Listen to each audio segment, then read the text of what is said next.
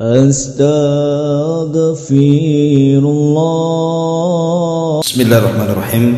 Assalamualaikum warahmatullahi wabarakatuh. Bihamdillahi wassalatu wassalamu ala rasulillah wa ala alihi wa sahbihi wa mawalah wa la hawla wa la quwata illa billahi wa ba'du. Salawat dan juga salam tak lupa kita hadiahkan kepada Rasul kita Nabi besar Muhammad sallallahu alaihi wa ala alihi wasallam. Ma'asyiral muslimin wal muslimat rahimani wa rahimakumullah. Ketika Allah Subhanahu wa taala menciptakan Adam alaihi salatu wassalam, yang sebelumnya Allah Subhanahu wa taala sudah menciptakan malaikat dan juga jin. Itulah makhluk-makhluk yang berakal yang Allah ciptakan. Baru saja Allah Subhanahu wa taala selesai membentuk Adam dari berbagai macam sifat tanah dan juga warna tanah. Tiba-tiba kemudian iblis mendatangi patung Adam yang belum ditiupkan ruh, sebagaimana dijelaskan dalam riwayat Muslim. Jadi iblis kemudian memutar-mutar di badan Adam itu, terkadang masuk dari lubang hidung, keluar dari lubang telinga, dan begitu seterusnya. Kemudian dia mengatakan, saya tahu bahwa makhluk ini sangat lemah, fa innahu ajwaf, katanya, karena dia makhluk yang berongga, artinya berhajat kepada makan dan minum. Dari sini kemudian Allah Subhanahu wa taala mengumpulkan seluruh makhluk yang ada di langit dari kalangan para malaikat, termasuk iblis di situ, agar mereka sujud kepada Adam. Tentu sujud di sini bukan sujud ibadah, karena tidak boleh sujud ibadah kecuali diberikan kepada Allah. Lalu perintah sujud Allah kepada para malaikat apa? Ada yang mengatakan ini sujud ta'zim, hanya sekedar penghormatan saja. Ada yang mengatakan sujud di sini artinya sujud menjadikan Adam itu kiblat bagi mereka, seperti kita ini sujud menuju Ka'bah. Artinya Ka'bah itu kiblat bagi kita. Ada juga yang mengatakan bahwa sujudnya malaikat bukan kepada jasadnya Adam, tetapi kepada ruh yang dimasukkan ke dalam Adam.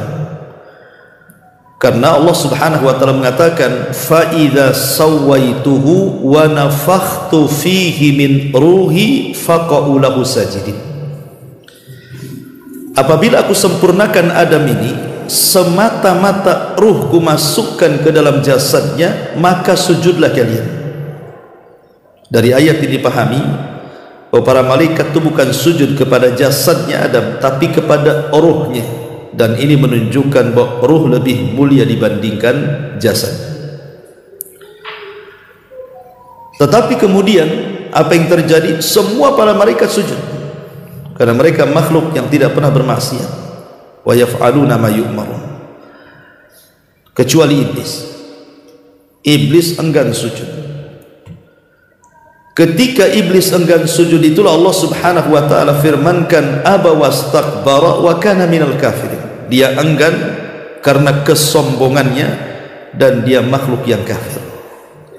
Tentu ada alasan kenapa iblis tak mau sujud.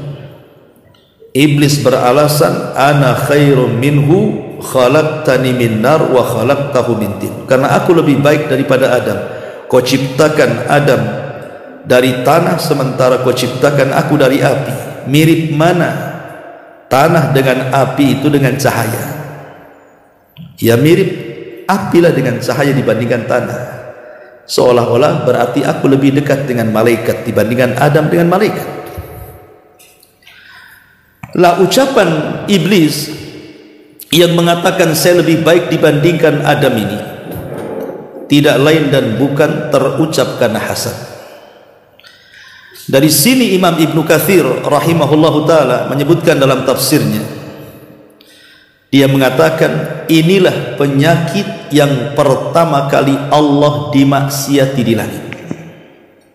Inilah penyakit, maksudnya hasad, di mana Allah pertama kali dimaksiati oleh makhluknya di langit. Itulah penyakit hasad, hasadnya iblis kepada Adam alaihissalam. Ketika iblis kemudian mendapatkan murka dari Allah Subhanahu wa taala, bukannya bertobat dan meminta ampun akan dosa-dosanya kepada Allah, justru makin parah. Apalagi setelah tahu bahwa Allah melaknat dirinya dan murka kepadanya, maka hasad yang tertanam kepada iblis itu semakin besar, sampai-sampai dia berjanji kepada Allah untuk menyesatkan bukan hanya Adam tapi seluruh anak turunannya, sehingga dia mengatakan fabima aghwaytani la aqudannahum siratakal mustaqim, karena engkau sudah menyesatkan aku. Lihat buruknya Adam iblis, seolah-olah Allah yang menyesatkan dirinya padahal dia sesat sendiri. Dia mengatakan fabima aghwaytani, karena engkau sudah menyesatkan aku, kusesatkan seluruh turunan Adam, katanya, dari jalanmu yang lurus. Lihat, ini hasad di atas hasad namanya. Sehingga Imam Ibnul Qayyim rahimahullahu ta'ala mengatakan fal hasid syabihun bi iblis. Orang yang hasad itu dia serupa dengan iblis, bahkan dia tentara dari tentara iblis, naudzubillah. Ma'asyiral muslimin wal muslimat rahimani wa rahimakumullah. Inilah kisah dosa pertama di langit, hasadnya iblis kepada Adam dan murkanya Allah kepada iblis, dan semakin hasadnya iblis setelah kemurkaan Allah kepada dia. Kemudian yang kedua, kisah putra-putra Adam alaihi salam. Ketika Allah subhanahu wa ta'ala anugerahkan kepada Adam dan juga Hawa keturunan-keturunan, dan setiap melahirkan itu selalu kembar, sebagaimana dijelaskan dalam tafsir Ibnu Katsir rahimahullah ta'ala. Jadi Hawa itu kalau melahirkan selalu kembar, dan Allah anugerahkan 40 keturunan, 20 laki-laki dan 20 perempuan.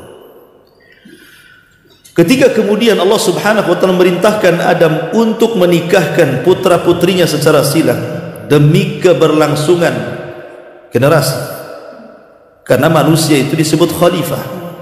Apa makna khalifah? Yakhlufu ba'duhu ba'd, makhluk yang bergenerasi satu dengan yang lainnya. Artinya tidak akan ada kepunahan manusia itu, pasti akan ada generasi berikutnya, generasi itu namanya khalifah.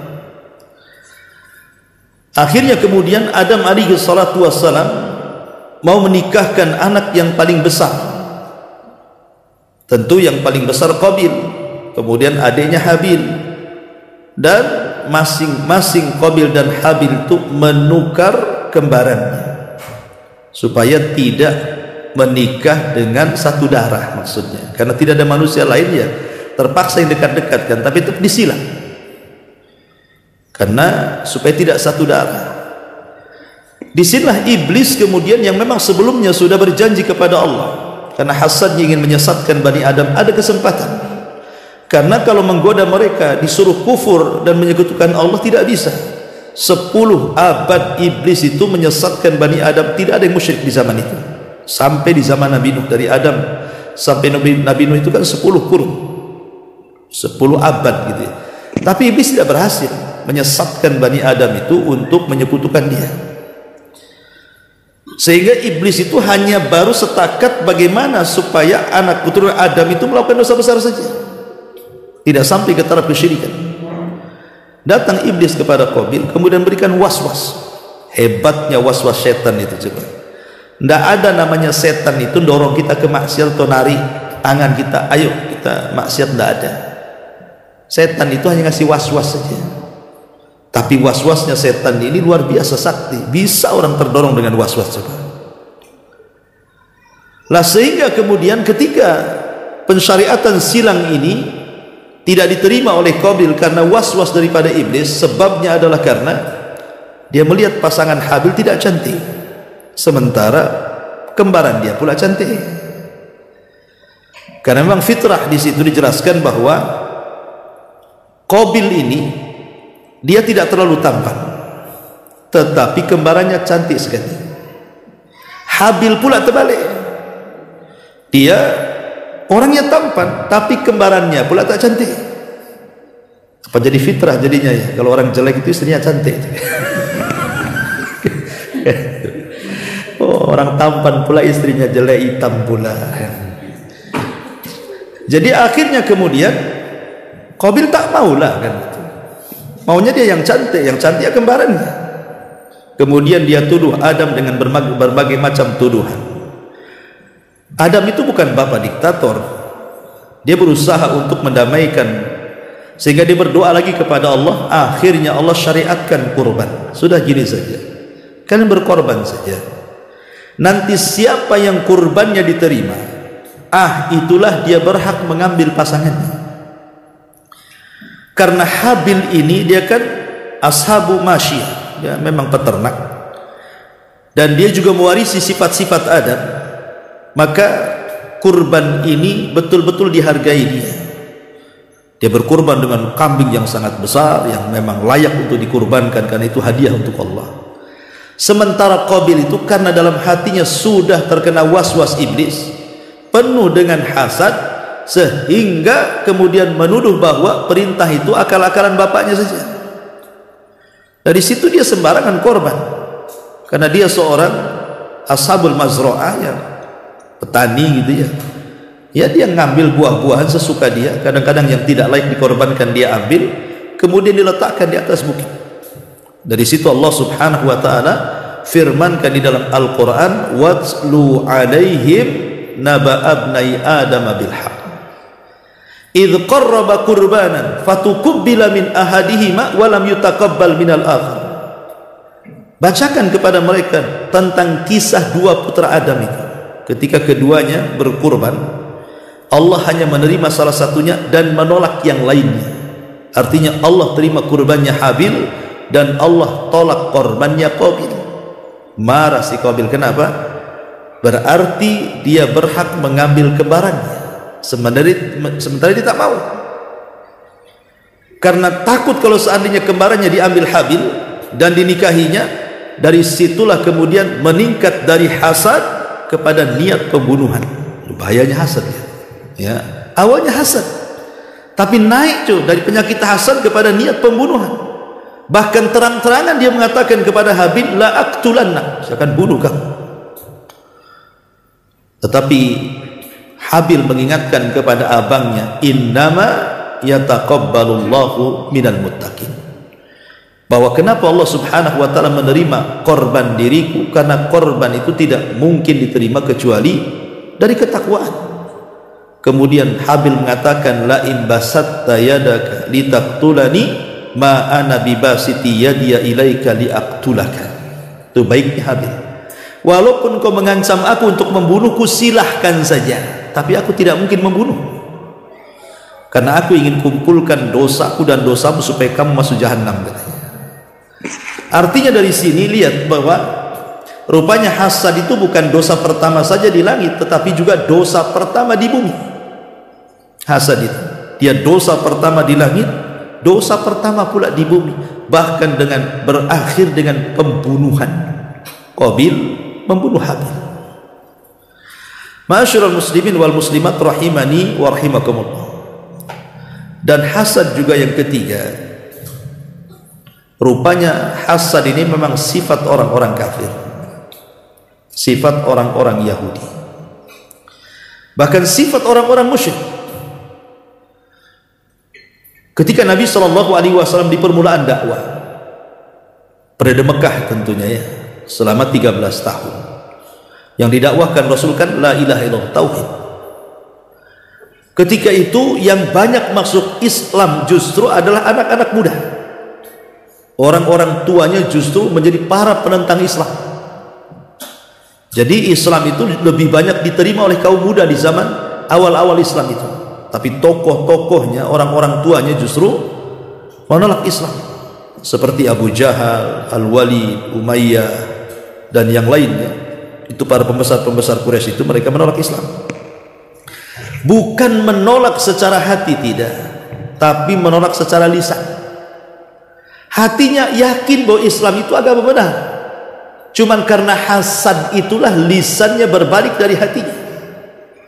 Contoh umpamanya, ada obrolan yang menarik antara Abu Jahal, Amr ibn Hisham, dengan Akhnas ibn Qais.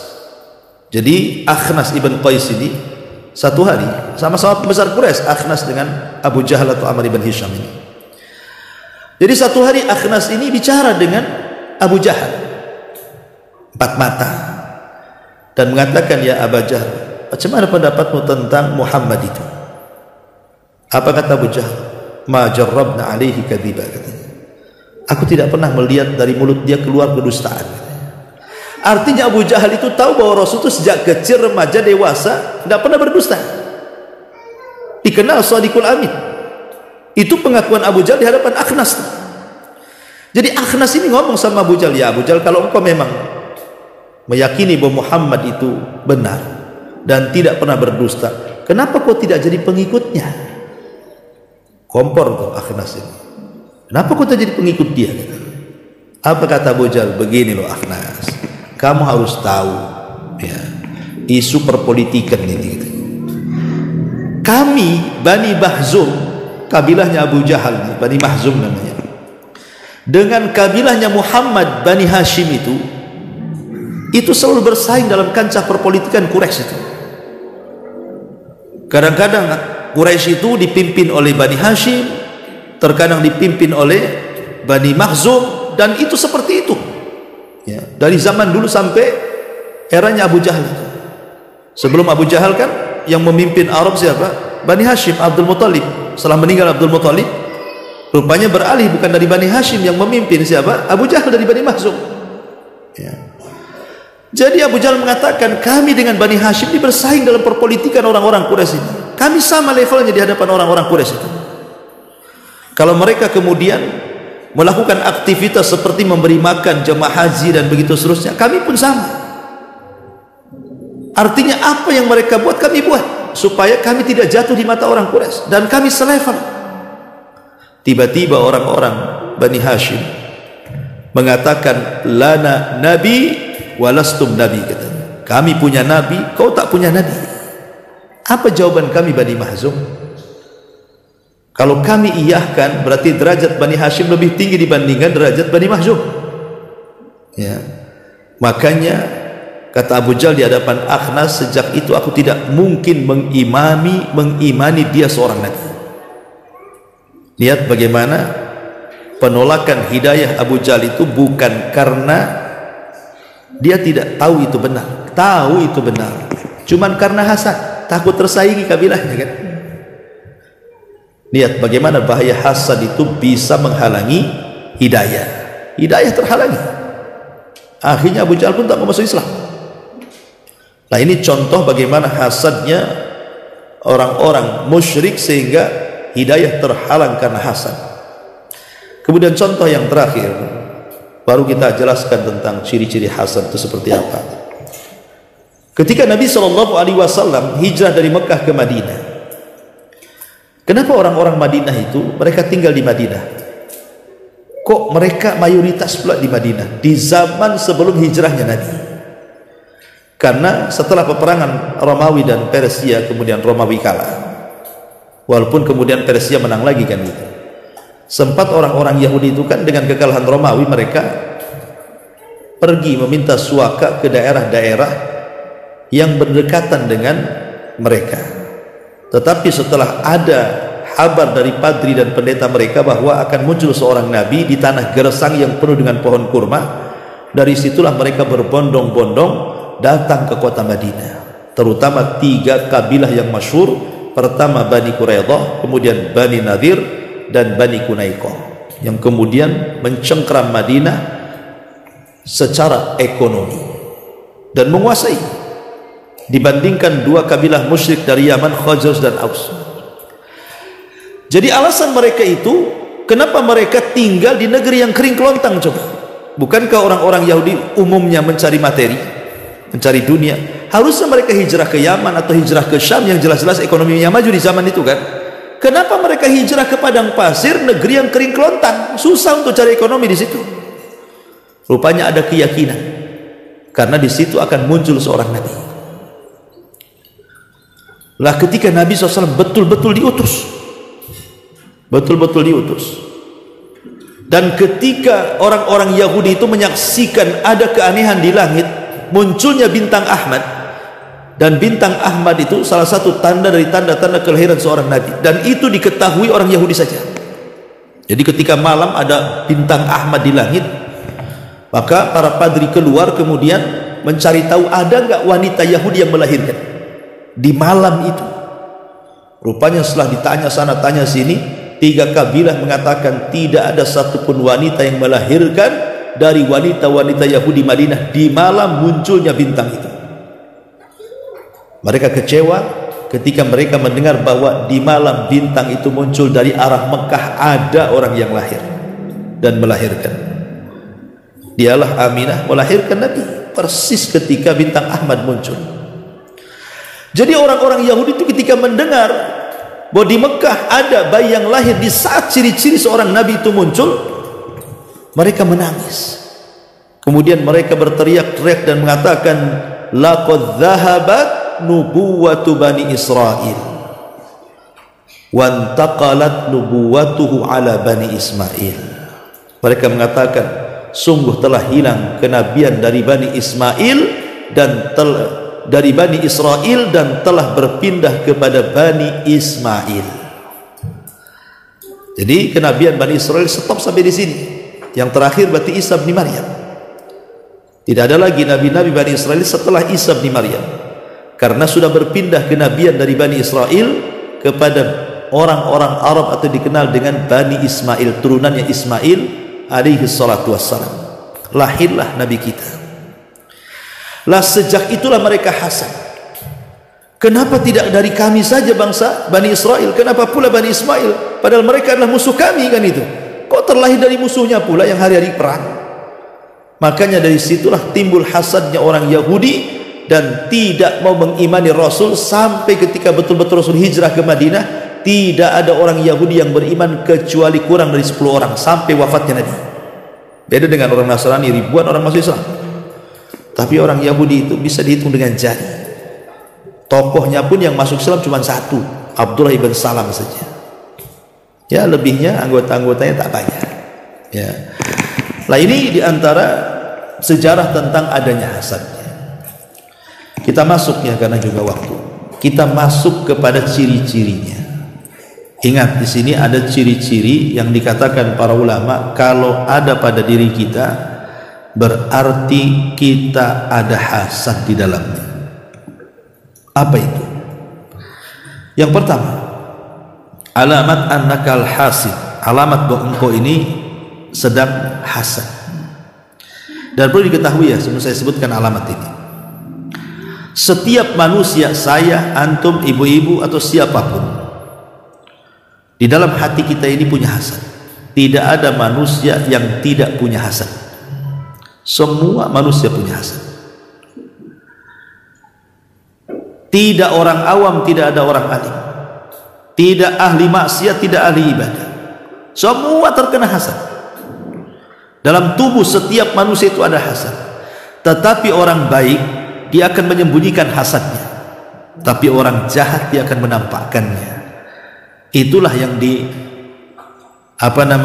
kita disuruh berlindung kepada hasad, seperti kita berlindung kepada syaitan ketika hasad itu ditampakkan. Qul a'udzu birabbil falaq min syarri ma khalaq wa min syarri ghasiqin idza waqab wa min syarri nafatsati fil 'uqad wa min syarri hasidin idza hasad. Dan kita berlindung dari keburukan orang hasad ketika dia menampakkan hasadnya. Artinya hasad itu tidak akan memadaratkan kalau kita sembunyikan. Karena Al-Karim yukhfi, orang yang baik pasti akan menyembunyikan. Tetapi wasayyi yubdi, orang yang buruk pasti akan menampakkan hasad itu. Di antara alamat hasad itu yang pertama, al-haznu bi faraghil akhar. Al-haznu bi faraghil ukhra. Jadi orang yang hazan itu artinya sedih. Karena bi faraghil akharin, karena senangnya orang lain.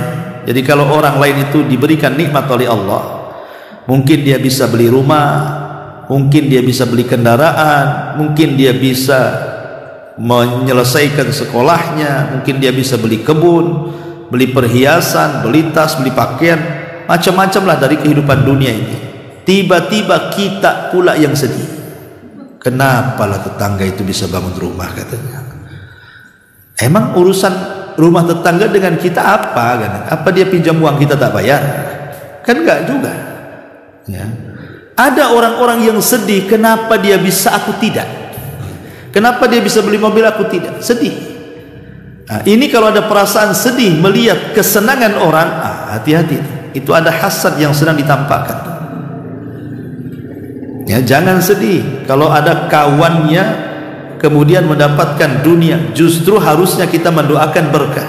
Allahumma barik lahu fi rizkihi. Ya Allah, berkahi dia dengan rizkinya, tapi berikan juga rizki kepadaku ya Allah jauh lebih baik daripada rizki dia. Harusnya begitu. Ya. Jadi ini yang pertama ya, singkat-singkat saja. Yang kedua, al-ghiratu wa intiqamu 'alal akharin. Cemburu berat. Kemudian ada keinginan untuk balas dendam. Ya, awas saja dia bangun rumah itu dari mana dia dapat duit itu. Nanti saya cari-cari informasi gitu. Jangan-jangan ada tuyul di rumahnya tuh, umpamanya. Nah, dia mulai ngorek-ngorek tuh. Tanya tetangganya, si Anu bisa beli mobil, emang duit dari mana ya dia? Nah, mulai dia, ya, nyari-nyari itu. Lah ini kalau sudah seperti ini, itu berarti kita ini orang hasad. Nggak ada urusan. Rizki yang Allah rizkikan kepada dia itu berbeda dengan rizki yang Allah rizkikan kepada kita. Kalau ada orang di atas kesenangan, tidak akan pengaruh dengan rizki kita kok. Ya, kemudian yang ketiga, at-tafkir as-su' lil akharin. Berpikir buruk kepada orang lain. Ya tadi suudzon akhirnya. Kok bisa tukang ojek, kok bisa mobil motornya kok bisa yang bagus gitu kan. Berapa emang dia perharinya? Nah, mulai dia, ya. Kok bisa itu loh bahasanya. Nah itu suudzon itu, mulai itu dia. Nah itu juga alamat hasad tuh. Kalau sudah berpikir dengan pikiran yang tidak baik, buruk gitu ya, mencurigai orang karena kenikmatan yang Allah anugerahkan kepada dia, fa'lam annaka hasad. Ketahuilah kita sedang hasad. Ya. Kemudian yang keempat, dha'fus thiqati billah. Lemahnya keyakinan kita dengan Allah. Ketika kemudian kita melihat nikmat yang Allah anugerahkan kepada orang, kita nggak yakin dengan diri sendiri bahwa rezeki itu sudah ditentukan untuk kita. Lemah, ya. Sehingga akhirnya setiap hari membicarakan nikmat orang saja. Padahal dia bisa seperti dia loh kalau mau berusaha. Betapa banyak orang-orang yang sukses itu karena keyakinan dia kepada Allah. Aku juga bisa kok seperti dia. Emang dia aja yang bisa, aku juga bisa. Kuat dia keyakinannya kan. Sehingga semangat dia. Kemudian yang kelima, al-qalaqu bi nafsihi li'anna al-hasid fihi an-nar fi qalbihi. Hatinya kolak, bingung, stres, ya. Kenapa? Karena biasanya orang yang hasad itu hati dia sedang terbakar. Hati orang yang hasad itu sedang terbakar. Karena sedang terbakar itu akhirnya dia bingung, stres gitu, melihat kekayaan orang, nikmat orang itu jadi nggak tenang dia. Kemudian juga yang keenam, asy'uru ala dha'fi nafsihi amamal akharin. Dia merasa dia lemah di hadapan orang lain. Merasa lemah di hadapan orang lain, tidak percaya diri. Itu orang hasad. Hati-hati. Termasuk asy'ur bil farahi bi dararin aw musab lil akharin, ataupun dia merasa senang kalau ada orang lain terkena musibah. Pamannya ada tetangga kebakaran rumahnya, atau mungkin terjadi perceraian, cekcok gitu ya, atau mungkin kerampokan, atau apalah musibahnya. Kita kok enak, senang gitu. Ini yang saya cari-cari ini. Ini saya tunggu-tunggu. Kapok dia. Kan ada orang kena musibah malah kemudian kita ngapok-ngapokin orang itu. Berarti ada hasad. Ada hasad. Maka jangan sampai kemudian kita merasa senang karena madarat yang menimpa orang lain. Kemudian yang nomor 8, khubthun nafsi minal bukhli was. Biasanya buruk jiwanya, lahirlah sifat-sifat bakhil dan kikir. Orang hasad itu identik dengan bakhil, identik dengan kikir. Tidak bisa dipisahkan antara hasad dengan bakhil. Ya, maka biasanya kalau kita sudah mulai bakhil, kikir karena ingin menyaingi orang lain, Maka ini bagian daripada hasad. Kemudian yang kesembilan, tunsyirul fitana bainal akharin. Orang yang hasad itu nih suka menyebar-nyebarkan fitnah atau mencari-cari aurat saudaranya. Dia akan menyebar fitnah dia. Pamannya ketika ada saudara kita mendapatkan nikmat itu, kita sebar fitnah. Itu wajar, itu kaya, itu korupsi itu katanya. Mulai dia ya nyebar-nyebar fitnah. Sebenarnya kan gak ada urusan. Seandainya pun dia korupsi, seandainya pun dia maling, dia nyolong, itu urusan dia kan. Gak ada urusan, pertanggungjawaban dia dengan Allah. Gak ada urusan dengan kita, karena kita kan tidak dirugikan dengan dia. Kecuali kalau uang kita yang dicuri dia lah, atau kekayaan kita diambil dia lah, yang ceritanya. Dan kadang-kadang kita gak ada hubungan dengan orang itu. Tiba-tiba kita menyebar fitnah, menyebar hoax dan yang sebagai, apalagi sampai kemudian tatabbu tadi, mencari-cari auratnya orang.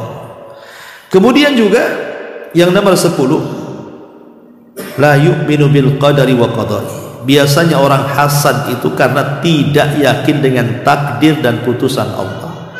Kenapa si anu ini kok kaya, kenapa saya miskin? Kenapa si anu sehat, kenapa saya sakit-sakit terus?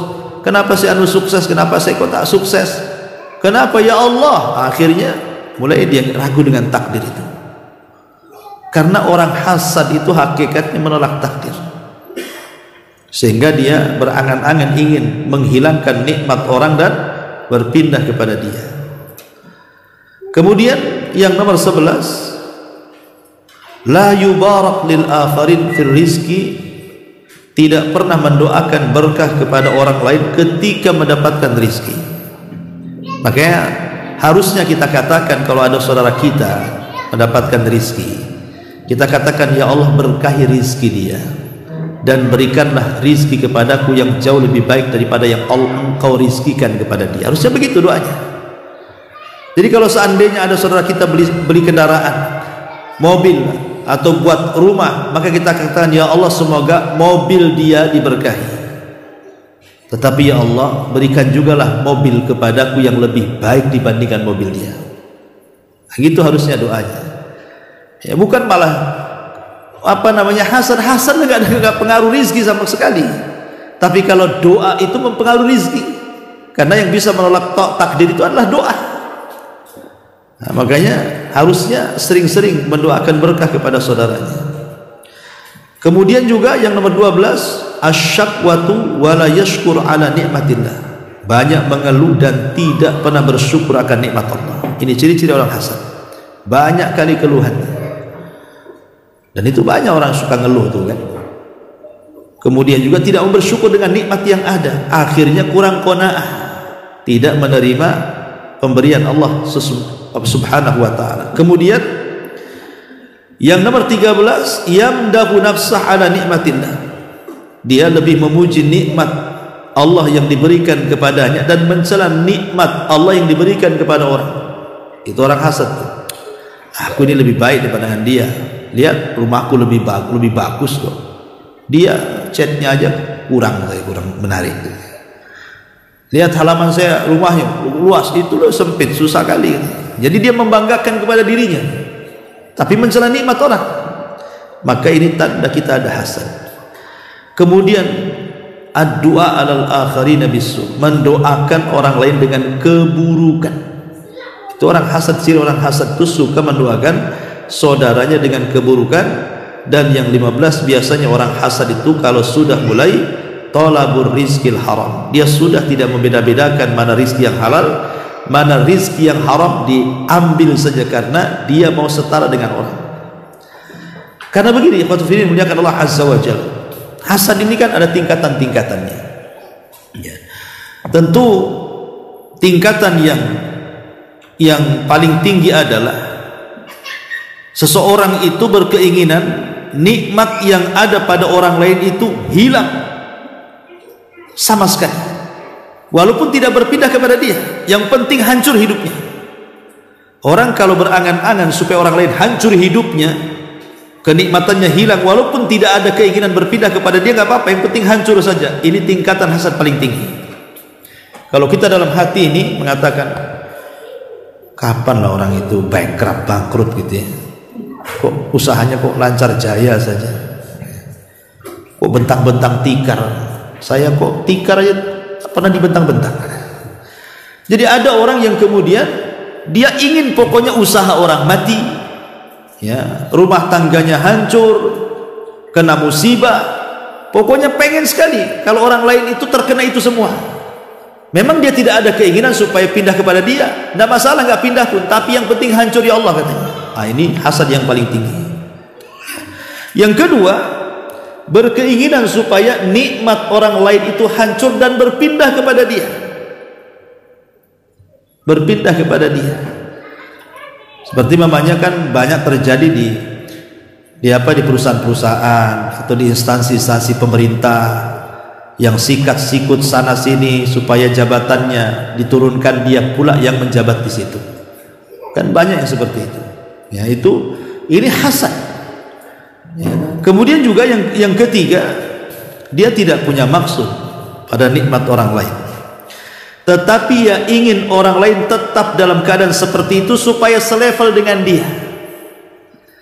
Ya. Dia tidak mau orang itu hancur nikmatnya, enggak apa-apa nggak hancur, tapi jangan sampai naik di atas saya katanya. Jadi kalau dia naik di atas saya berarti nanti saya kalah saing katanya. Nggak apa-apa, yang penting selevel aja katanya. Ini juga hasad. Ya, memang dia tidak bermaksud untuk menghancurkan nikmat orang, tetapi maunya nikmat orang itu setara dengan dia atau di bawahnya. Kalau naik sedikit saja dia kalah nantinya. Nah, ini juga bagian daripada hasad. Nah, ini level yang paling rendah. Tetapi juga ada di sana ada orang yang menginginkan sama dengan kenikmatan yang Allah anugerahkan kepada orang lain, tetapi dia tidak hendak menghancurkannya, hanya ingin seperti dia dalam kebaikan. Ini bukan hasad, ulama menyebutnya dengan ghibtah namanya. Jadi kalau ada tetangga kaya bisa haji, dia pengen juga seperti tetangganya supaya bisa haji juga. Nah, gitu namanya ghibtah. Ghibtah ini hasad baik, artinya akan mendapatkan pahala seperti pahala yang digibtohinya. Jadi kalau kita ingin dapat pahala haji, maka ghibtah saja. Kok ada tetangga haji, kita katakan, ya Allah, kalau aku kaya kayak dia, aku pun bisa haji, maka kita dapat pahala haji itu walaupun tanpa haji. Itulah ghibtah artinya. Ya. Ma'asyiral muslimin wal muslimat rahimani wa rahimakumullah. Inilah diantara bahaya hasad ini. Taib ma'asyiral muslimat yang dimuliakan Allah Azza wa Jalla, kita rinci sedikit tentang apa yang sudah kita bahas dari 15 poin ini. Ya. Pertama, tadi dijelaskan bahwa hasad itu, salah satu alamat hasad adalah al-haznu bi farahil akharin. Dia merasa sedih dengan kesenangan orang lain. Disebutkan dalam sebuah hadis, yang ini hadis ini dikeluarkan oleh Bukhari Muslim. Nabi SAW mengatakan, dikeluarkan oleh Imam Hakim dalam Mustadraknya menurut syarat Sahihaini dengan lafaz, innallaha qasama bainakum akhlaqakum kama qasama bainakum arzaqakum wa innallaha yu'ti dunya man yuhibbu wa ma la yuhibbu wa la yu'til iman illa man yuhibbu. Kata Nabi SAW, Allah itu sudah membagi-bagi akhlak-akhlak kalian. Maka lihat, manusia itu kan macam-macam akhlaknya kan, ada yang baik, ada yang keras, ada yang santun, ada yang lembut, macam-macam. Allah sudah bagi-bagi akhlak-akhlak orang itu. Sebagaimana Allah membagi akhlak-akhlak orang, Allah pun sudah membagi rizki-rizki manusia. Allah sudah bagi rizki itu, si fulan kaya, si fulan sedang, si fulan miskin. Tapi ingat bahwa Allah akan memberi dunia itu kepada siapa yang dia cintai dan kepada siapa yang dia tidak cintai. Tetapi kalau iman, Allah tidak akan memberi kecuali yang dicintainya saja. Dari sini kita tahu bahwa apa yang mau disedihkan dari nikmat orang lain. Apa yang kita sedihkan dari kekayaan yang Allah Subhanahu wa taala anugerahkan kepada orang, sementara kekayaan itu Allah berikan kepada yang dicintainya dan yang tidak dicintainya. Artinya tidak ada harganya. Kita sedih dengan sesuatu yang tidak ada harganya. Yang Nabi SAW mengatakan, "Lau kanatid dunya ta'dilu janaha ba'udhatin ma saqal kafiru syarbata ma'in."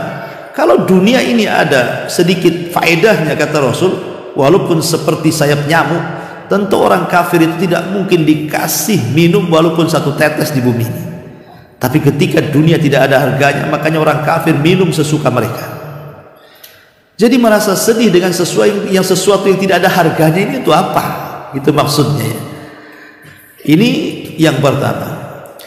Kemudian yang kedua, di sini al-ghiratu wa intiqamu 'alal akhari, cemburu dan berusaha untuk balas dendam kepada orang lain. Allah mengatakan dalam surah Thaha 131, "Wala tamudanna aynaika ila ma matta'na bihi azwajam minhum zahratal hayatid dunya linaftinahum fihi wa rizqu rabbika khairun wa abqa." Dan janganlah kamu tunjukkan kedua matamu kepada apa yang telah kami berikan kepada golongan-golongan dari mereka sebagai bunga kehidupan dunia untuk kami coba mereka dengannya, dan karunia Allah itu jauh lebih baik dan lebih kekal. Ya. Kenapa orang itu kemudian ingin membalas, ingin menghancurkan bisnis orang, ingin menghancurkan usaha orang, ingin menghancurkan karir orang gitu kan? Karena hasadnya kan begitu. Itu karena kita terlampau cinta dengan dunia. Cinta dunia itu akhirnya apa? Timbul hasad di sini. Makanya dia berusaha untuk menghancurkan saingannya. Maka Allah katakan, "Wala tamudanna aynaika ila ma matta'na bihi azwajan minhunna zuhratal hayatid dunya." Dan janganlah kamu tunjukkan kedua matamu kepada apa yang telah kami berikan kenikmatan kepada golongan-golongan itu. Dari sini Rasul membuat satu kaidah supaya kita tidak hasad dan selalu bersyukur dengan nikmat. Jangan pernah melihat ke atas, lihat ke bawah. Kata Rasul kan begitu, "Ungduru ila man huwa asfala minkum wa la tanduru ila man huwa fawqakum fa huwa ajdar alla tajra nikmatallahi alaikum." Lihat ke bawah, jangan lihat ke atas. Kata Syekh Abdurrahman As-Sa'di di dalam kitabnya Bahjatul Abrar, Bahjah Al-Qulubil Abrar, dia mengatakan maksudnya kaidah ini berlaku pada urusan dunia, bukan pada urusan akhirat. Jadi kaidah sabda Rasul lihat ke bawah jangan lihat ke atas itu maksudnya dalam urusan dunia, bukan dalam urusan akhirat. Kalau dalam urusan akhirat harus pandang ke atas, jangan pandang ke bawah. Contoh pamannya, ibu sholat sehari 1 kali saja, sholat duhur. Kemudian tetangga sama sekali tak sholat. Ibu katakan, yang masih mending aku sholat lah walaupun duhur aja, katanya. Tetangga tak sholat, katanya. Kalau itu jadi kaedahnya selamanya akan sholat duhur aja, asar gak akan sholat ya, karena masih memandang tetangga yang tidak sholat. Nanti kalau tetangganya mulai sholat maghrib, baru dia tingkatkan sholat isya. Masih mending aku 2 kali sholat, si anu 1, katanya. Jadi kapan meningkatnya? Harusnya kepada urusan agama itu melihat ke atas. Si anu sholat 5 waktu, aku cuma 1 waktu. Cemana aku? Kok cuma 1 waktu? Aku pun bisa lah seperti dia. Itu harusnya melihat ke atas. Kalau urusan akhirat ya. Atau contoh lain pamannya, kita sedekah, pamannya sedekah 100.000, si anu sedekah 10.000. Masih mending aku lah 100, katanya. Si anu 10, katanya. Nanti kalau seandainya si anu mulai ditingkatkan ke 100, baru dia naikkan tuh 110.000. Masih mending lah 110.000, si anu 100 saja, katanya. Lah ini nggak bisa seperti itu urusan akhirat, karena tidak akan meningkat. Jadi kaidah hadis ini berlaku dalam urusan dunia. Dalam urusan dunia jangan pernah melihat ke atas, tapi lihat ke bawah supaya lebih bersyukur, gitu maksudnya. Jadi kalau ada orang punya rumah, kemudian masih bisa tidur di situ walaupun buruk-buruk rumahnya, masih mengucapkan alhamdulillah, si anu itu masih ngontrak. Yang ngontrak alhamdulillah, si anu di kolong jembatan.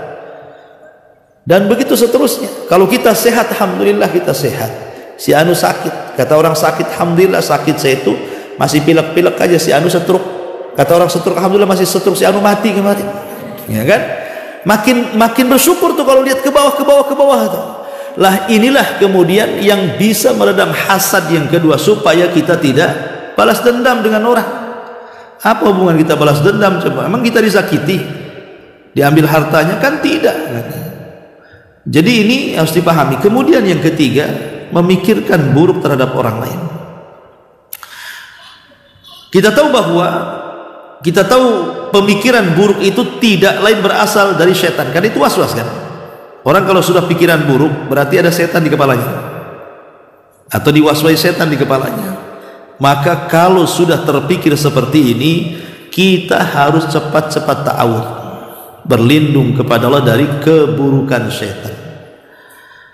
Makanya Allah mengatakan, Qul a'udzu birabbil falaq min syarri ma khalaq wa min syarri ghasikin idza waqab wa min syarri an-naffatsati fil 'uqad wa min syarri hasidin idza hasad. Segera kita berlindung kepada Allah dengan membaca suratul Falaq. Ini kalau kita sudah mulai di kepala kita ini memikirkan keburukan kepada orang lain, segera baca surah Al-Falaq ini.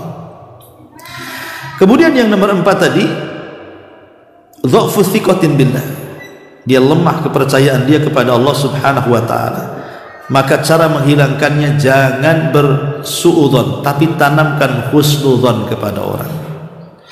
Oh, dia kaya, wajarlah, mungkin dia punya usaha yang kita tidak tahu. Atau mungkin ada orang kaya kasihan dengan dia ngasih uang. Atau mungkin dia baru kejatuhan durian kepalanya. Ya, macam-macam kan. Kita harusnya kan mendahulukan husnudzon ya, sebelum kita suudzon. Karena seorang muslim itu harus banyak memberikan uzur kepada saudaranya, memberikan uzur supaya tenang hidupnya. Kemudian juga al-qalaq bi nafsihi li anna al-hasid fihi an-nar fi qalbi. Orang yang hasad ini, dia ya tadi kadang-kadang panas hatinya, terbakar hatinya. Kenapa si anu bisa? Kenapa kok si anu punya? Kenapa si anu sukses? Kenapa si anu? Panas hatinya tuh. Maka supaya tidak panas, maka orang yang seperti ini harus banyak-banyak zikir. Karena Allah mengatakan, ala bi dzikrillahi tatmainnul qulub. Banyak zikir supaya tenang hatinya, jernih hatinya, dingin hatinya ya. Kemudian juga yang ke-6, merasa lemah di hadapan orang. Ya, itu juga tanda hasad juga. Merasa lemah di hadapan orang itu. Enggak boleh kita merasa lemah di hadapan orang. Karena bagaimanapun di mata Allah manusia itu sama saja. Kita ini manusia dan turunan Adam. Selama kita turunan Adam, maka Allah mengatakan walaqad karramna bani Adam wa hamalnahum fil barri wal bahri wa razaqnahum minat thayyibati wa faddalnahum ala katsirin mimman khalaqna tafdila. Kami telah memuliakan anak cucu Adam. Kami angkut mereka di daratan dan di lautan, dan kami berikan rizki dari yang baik-baik, dan kami lebihkan mereka di atas kebanyakan makhluk yang Kau ciptakan dengan kelebihan yang sempurna. Jadi tidak perlu kemudian kita merasa rendah di hadapan orang. Ya, kadang-kadang kita ini mudah kemudian tanazul, menghinakan di depan orang. Karena dia orang kaya, dia pejabat, kayaknya kita ini tunduk-tunduk, runduk-runduk, ruku-ruku. Nggak perlu, dia manusia, kita juga manusia. Itu ciri orang hasad justru ya. Ini yang selanjutnya. Kemudian syu'ur bil farahi bidararin akharin. Dia merasa senang ketika ada musibah yang menimpa orang lain. Musibah yang menimpa orang lain. Disebutkan dalam sebuah hadis, anna rajulan jaa ila Nabi sallallahu alaihi wasallam, ada seorang laki-laki datang kepada Rasul. Kemudian dia mengatakan, ya Rasulullah, ayyun nasi ahabbu ila Allah. Rasul, manusia yang paling dicintai Allah itu siapa? Wa ayyul a'mali ahabbu ila Allah. Amalan yang paling dicintai Allah itu amalan apa? Faqala Rasulullah sallallahu alaihi wasallam, maka Rasul mengatakan, ahabbun nas ilallah anfa'uhum linnas. Manusia yang paling dicintai Allah adalah manusia yang sangat bermanfaat untuk manusia yang lainnya. Wa ahabbul a'mal ilallah sururun tudkhiluhu ala qalbi muslim. Tapi amalan yang paling dicintai Allah adalah amalan memasukkan kebahagiaan kepada hati orang lain. Harusnya kita ini membahagiakan orang lain, bukan kita sedih gara-gara bahagia gara-gara musibah menimpa orang lain. Kan aneh gitu. Perintah agama kita ngasih kelapangan kepada hati, suruh bertakziah pula, itu syariatnya, menyabarkan orang yang kena musibah. Ini enggak, malah senang dalam hatinya. Anda ini bukan seorang muslim kalau gitu. Kenapa? Karena keimanan diuji oleh Allah ketika dia tidak mencintai saudaranya sebagaimana dia mencintai dirinya sendiri. La yu'minu ahadukum, kata Rasul, hatta yuhibba li akhihi ma yuhibbu li nafsihi. Tidak dinyatakan beriman atau sempurna keimanannya sampai dia mampu mencintai orang lain sebagaimana dia mencintai dirinya sendiri. Lah kalau dia senang dengan musibah orang lain, di mana persaudaraannya seorang muslim kalau begitu?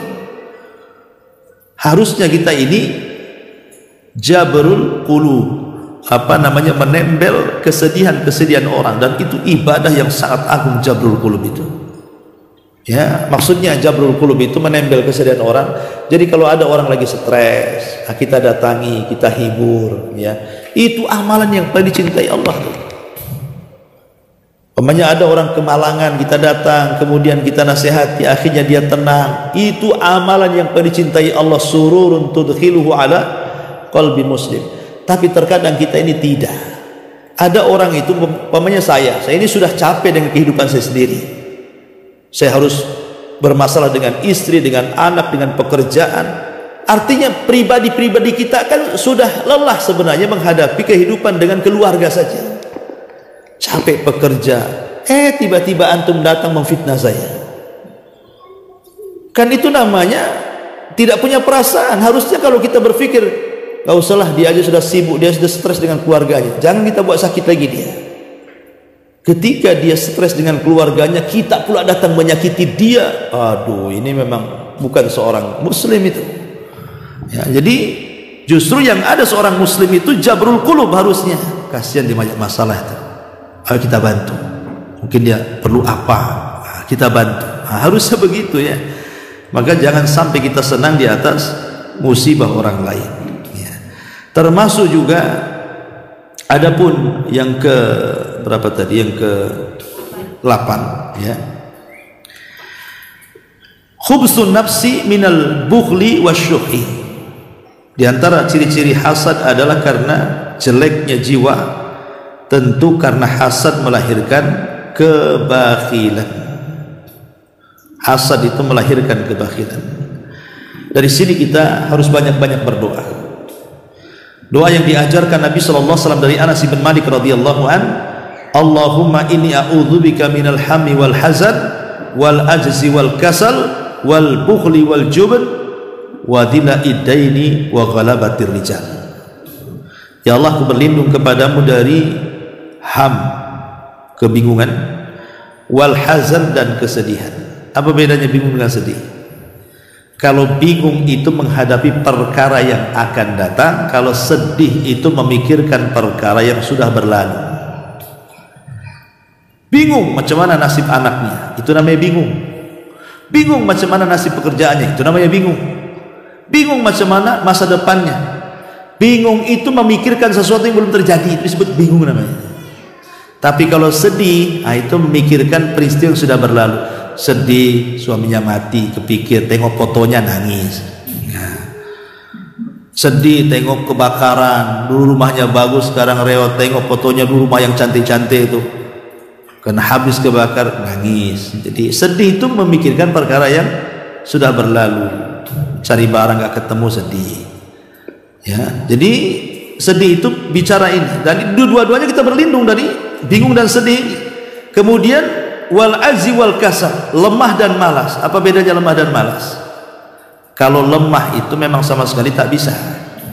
Kalau malas itu bisa tapi tak bergerak, itulah malas. Contoh, ada suara adzan, ya, ada suara adzan, kita bisa ke masjid, tapi karena stroke maka tak bisa ke masjid, itu disebut lemah. Bisa dia ke masjid, tapi karena terhalang sakitnya jadi tak bisa, itu lemah namanya. Tapi kalau seandainya dia bisa melangkahkan ke masjid, tapi malas, tak mau bergerak, sakit pun tidak, tapi tak mau ke masjid, itu namanya malas. Nah, jadi dua-duanya kita berlindung tuh. Kemudian juga kata Nabi SAW, wal bughli wal jubni, bakhil dan takut. Ya, orang bakhil dan penakut. Ini kalau bakhil jelas kikir gitu ya, kalau penakut ya penakut, ma'ruf. Kemudian wadila idaini wa ghalabatir rijal, ataupun kita berlindung dari terlilit hutang atau terlilit dari kebaikan jasa orang. Saking baiknya dia sama kita, ketika kita disuruh nasihati tak berani. Gak enak saya datang sama dia, dia terlalu baik sama saya. Akhirnya kan terkalahkan dengan kebaikan. Harusnya kita datang dan menasihati, tak jadi menasihati karena sudah banyak dia jasanya sama kita. Jangan sampai kita seperti itu. Ataupun terlilit hutang. Nah, kita dua-duanya pun berlindung, baik hutang jasa atau hutang uang, dua-duanya kita berlindung kepada Allah Azza wa Jalla. Tapi jangan berlindung saja, tetap bayar hutangnya. Ya. Si baca doa ini tak dibayar-bayar hutangnya, cuma tak mau lunas kan itu. Ini yang ke-8. Yang ke-9, ya di sini orang tanda hasad itu suka membuat-buat berita hoax supaya hancur saudaranya kan.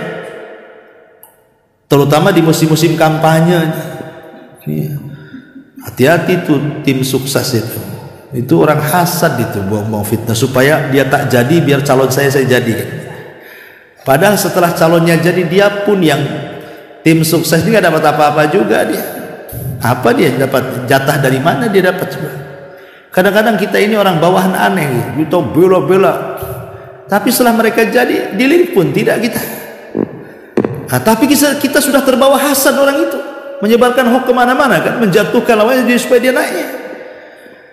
Nah, Allah Subhanahu wa Ta'ala berfirman dalam surah Nur ayat 19 itu, innal ladzina yuhibbuna an tashi'al fahisha fil ladzina amanu lahum adzabun alim.